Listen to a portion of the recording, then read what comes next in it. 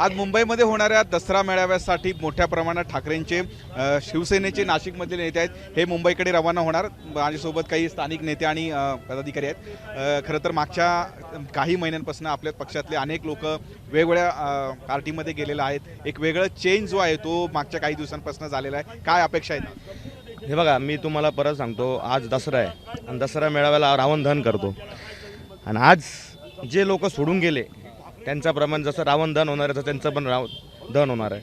आणि ही जी शिवसेना आहे ही ओरिजिनल शिवसेना आहे। उद्धव साहेबांचे विचार ऐकण्यासाठी आज सर्व शिवसैनिक शिवतीर्थावर जमणार आहे आणि जे लोक सोडून गेले त्यांचा आम्ही विचार नाही करणार।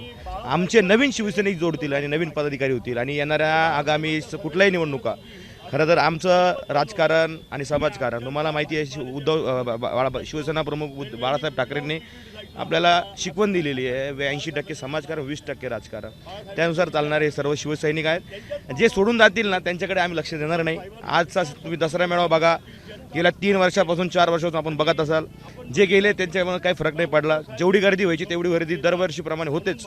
त्यामुळं गेलेल्यांचा विचार आपण करणार नाही आणि जे नवीन लोक जॉईन होतील त्यांचा आपण विचार करू। आणि आज सुद्धा दसरा मेळाव्याला मोठ्या प्रमाणात गर्दी होईल अशा पद्धतीची अपेक्षा आहे। माझ्यासोबत जिल्हा प्रमुख पण आहेत।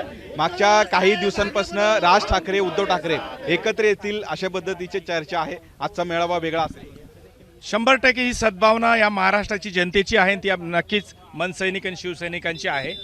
आणि पुढच्या काळामध्ये आज तर खरी परिस्थिती या महाराष्ट्राच्या शेतकऱ्याला धीर देणं, आर्थिक मदत करणं, भरीव अशी मदत करणं, हेच विचार आदरणीय पक्षप्रमुखांचे असतील।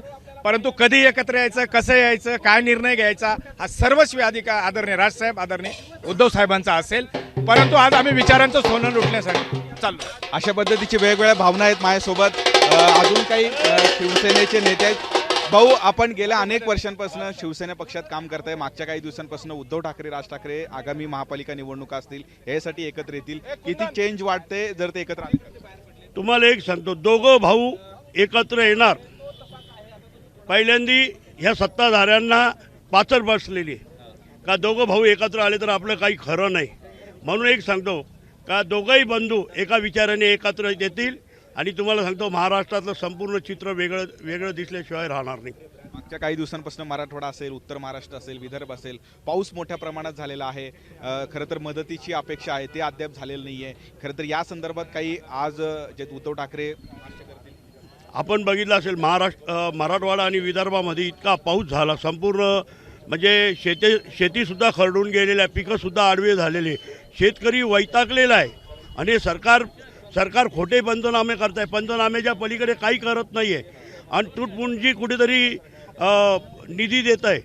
आणि उद्धव साहेबांनी ज्यावेळेस मराठवाडा विदर्भाचा दौरा केला त्यांनी 50,000 रुपये हेक्टरीची मागणी केली आणि शेतकरी हा कर्जमुक्ती झाला पाहिजे, ही मागणी शिवसेना पक्षप्रमुख उद्धव साहेब यांनी केलेली आणि निश्चितपणे आजच्या सभेत एक मोठी घोषणा केल्याशिवाय राहणार नाही।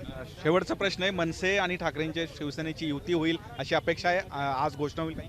निश्चितच आम्ही स्थानिक लेवलला महाराष्ट्र नवनिर्माण सेना आणि आमची शिवसेना आम्ही कायम मीटिंग वगैरे मोर्चे एकत्र केली आणि आमच्या दोघांचेही मतं कुठेतरी एकजीव झालेले आणि निश्चितपणे युती होईल आणि ही संपूर्ण सत्ताधाऱ्यांना ही धास्ती आहे। हे दोघं भाऊ जर एकत्र आले तर महाराष्ट्रात यांचं काही खरं नाही।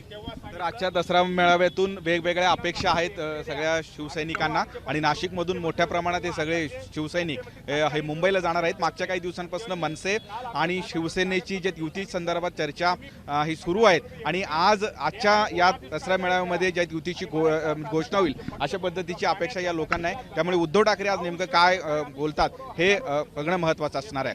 व्हिडिओ जर्नलिस्ट दीपक सह मी किरण गोटूर, जय महाराष्ट्र न्यूज, नाशिक।